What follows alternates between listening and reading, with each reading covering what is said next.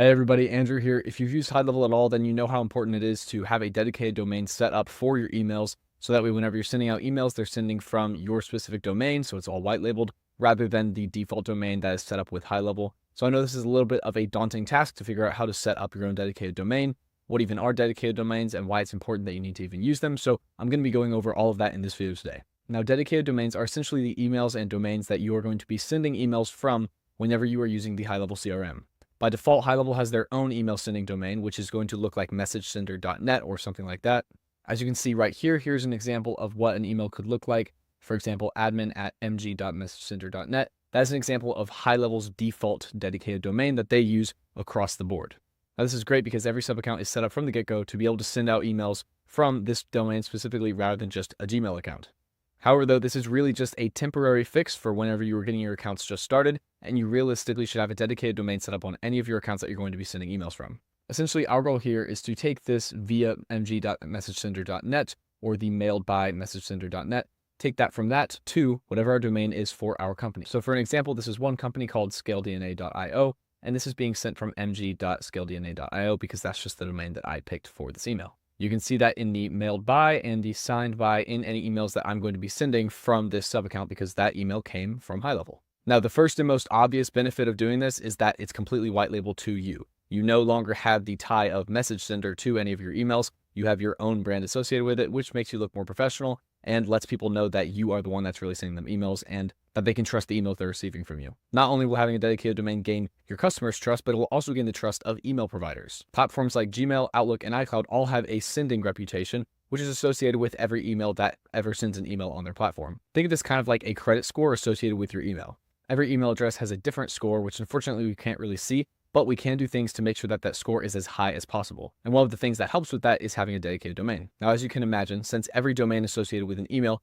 has this own sending reputation, what do you think happens whenever you're sending emails from the messagesender.net default HighLevel domain? Well, your sending reputation is going to be that of them, not your account specifically. Now, since this is the default domain across every single HighLevel account that has ever been created that hasn't switched over to a dedicated domain, that sending reputation from all of those accounts gets filtered down to you. So not only do you not really have any control over the sending reputation of that domain, you also have no idea what types of emails other people are sending. And you don't want your emails to be tracked by systems like Gmail, iCloud, or Outlook as emails that may be fishy if someone else using the platform unfortunately sends out emails using that domain that are getting flagged by those platforms. So having your own dedicated domain for sending out emails will allow you to keep your emails separate from everybody else's as well as your sending reputation. And also it's going to make you look a lot better to your customers. There's a couple other benefits, like it's going to be a little bit more secure since you're the only one using that dedicated domain for sending out emails. And it's also going to really increase your email deliverability rates. So all around, it's something you really have to do if you're going to be sending out emails from HighLevel. Okay, now that you kind of understand how dedicated domains work, let's get right into how you can set up your own. So in your HighLevel sub account, what you want to do is go to settings, and then we're going to go to the email services tab. This is where we're going to be able to create our own dedicated domains and mess with any of our email settings from here on out. So just remember, if we're messing with email settings, we are probably here. Now, your default provider should be set up as Lead Connector, which is what it should be. If it's not, this video might not apply to you, but if it is, then we're going to go ahead and move forward. What we're going to do is we're going to go to dedicated domain and IP on the right-hand side, and this is where we will be able to see all of our dedicated domains. And as you can see, I already have 2 set up for myself. Now, if you're watching this video, you might not have one set up already, so let me show you exactly how you can do that. What you're going to want to do is click the plus button in the right-hand side that says Add Domain, and then we are going to create our new dedicated domain. Now, it gives you an example of what you should enter. This example is lc.mydomain.com, which is really just the format for how these domains are set up. There's a lot of helpful tips all over this screen, a couple of them talking about the new DNS records and what you have to do in order to get this set up with DNS, which I'll show you how to do in a second. You can also see on the right-hand side what HighLevel would recommend in how you are creating your subdomain. They said we recommend using a subdomain with mailgun like mg.mydomain.com.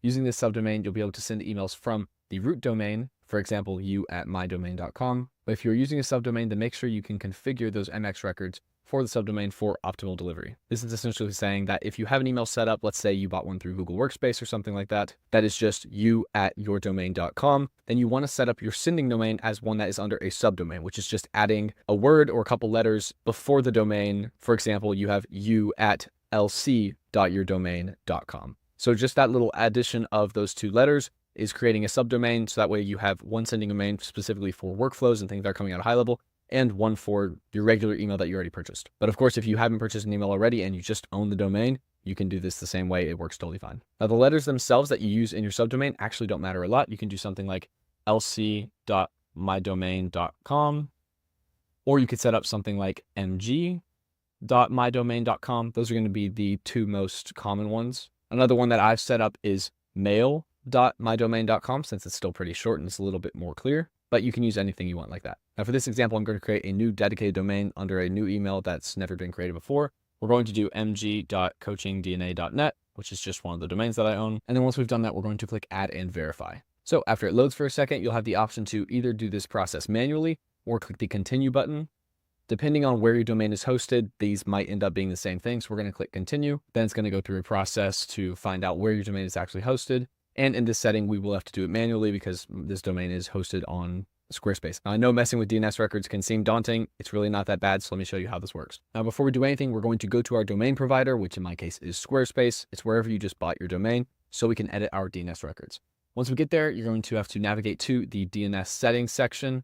This is going to be different for every different platform, but it should be pretty easy to find out where DNS is actually located in settings. And then you may see a couple of custom records. You may see nothing. It's going to depend on where you have your domain set up already. In my case, I only have this set up for websites. I have nothing for emails. And so this is what it looks like on my end. All we need to essentially do to set up the email domains is add each one of these records into this DNS area with the corresponding host and required value. Now that we copied and pasted these values, we're going to click verify records, and I'll show you what happens next. So it just sends us to this screen where we can see all of our records, and we can see that they have all been verified, except for this very last one, which is a text record, which we don't really need to worry about, as it says this field is optional. So now that we're good to go, we can click verify domain one more time just to make sure everything is good. And then we can be sent back to this screen where we can see all of our dedicated domains. And this is the dedicated domain that we just created. Now, depending on the email that you have, the SSL is going to be a little bit finicky sometimes. Sometimes you need to verify the domain in order to fix the certificate. So if that's the case for you, as it is for me, then you can just click verify now, and then it'll have you go through this whole process. Great. And we just added in that new record, and now our SSL has been issued. Now from here, you're just about done. There's only a couple other settings that you can mess with if you want to. The main one that you'll see is the default header. So this is essentially what the default header is whenever you send out your email, being the name of the sender and the email address itself. Obviously, the dedicated domain that you see at the top is not a full email address. There's no @ in it or anything. So if we want, we can click these three dots and then we can click set headers, and this will allow us to enter whatever we want it to be. So if we want to enter our name to ensure that every time it sends an email, it says our name on it. And then we can put in our from email. So if we want to use our email associated with this account, then I can put my name with the email right there and click save.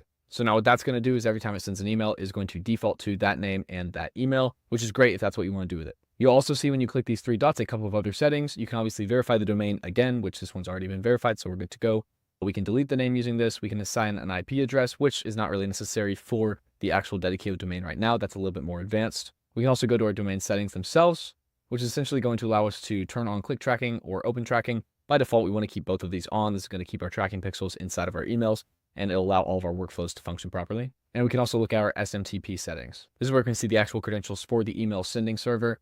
As we can see right here is from mailgun.org. And we can also create authorized users under each email right now if we want to, using these SMTP credentials, but we don't really need to get into that right now. We just want to get you set up enough so you can use your dedicated domain with your workflows and any emails you're sending from HighLevel. Obviously, if you have multiple dedicated domains set up and we want to, for example, switch over to this one, we're just going to click the checkbox and then it'll switch over just like that. And lastly, we can go to the domain configuration tab, which will allow us to select what email, what domain is going to be used in different scenarios. So for example, we can set a workflow domain. We can set a one-on-one conversation domain, this is going to be in the conversations tab whenever we send out an email from there. We can set up an email campaign domain. This will do everything except for test campaigns, a bulk email domain, and a default dedicated domain. Right now, by default, the default dedicated domain is the only one that has one selected, which essentially means that all of these are going to be coming from the same email, which is totally fine. But if you would like to have a different email address for workflows, one-on-one conversations, campaigns, and bulk emails, then you can do that too. So for example, if I want to send workflows from this one that we just created, then we can do that. If I want to send one-on-one conversations from a different domain, then I can click this one. And as you can see, this one doesn't have a default header, so it's getting a little bit of a warning, which is fine for demonstration purposes. And I think you get the gist for campaigns and bulk emails. Something else that we can do, which I can't personally think of a use case for, but the functionality is there, is actually set up multiple domains for one of these options. So if we have workflow domains and we want to set up the system so that way half the time it sends from this email and then the other half the time it sends to another one, we can select our main domain right here, which is where you'll see 100%. And if we click a second one, then that's going to drop to 50. And now 50% of the time it's going to send from one or the other. For most people, this isn't going to apply, but if you are sending a high volume of emails, then this could be helpful so that way you stay under sending limits for different email addresses. So if you're sending maybe 1,000 a day, then it might be helpful to have 2, 3, or 4 of these emails all under workflows if you're sending all of them through workflows. So that way they can all be split and you won't go over any sending issues. You can also adjust these frequency settings by clicking the frequency settings on the right-hand side. You can adjust them just as long as you make them add up to 100%, then you'll be good to go. So that's essentially all you really need to know about setting up a dedicated domain. I hope you understand why it's helpful, why it's important. And if you're going to be sending emails, it is absolutely crucial that you set up a dedicated domain for your sending emails. So that way your customers know it's you. So that way Gmail, Outlook, iCloud, all of the platforms know that you have a good reputation. And so you can be completely in control of making sure that your emails are being delivered to everybody that you send them to. I hope this was pretty straightforward and that you found it helpful. If you have any questions, feel free to leave a comment. And as always, thank you so much for watching.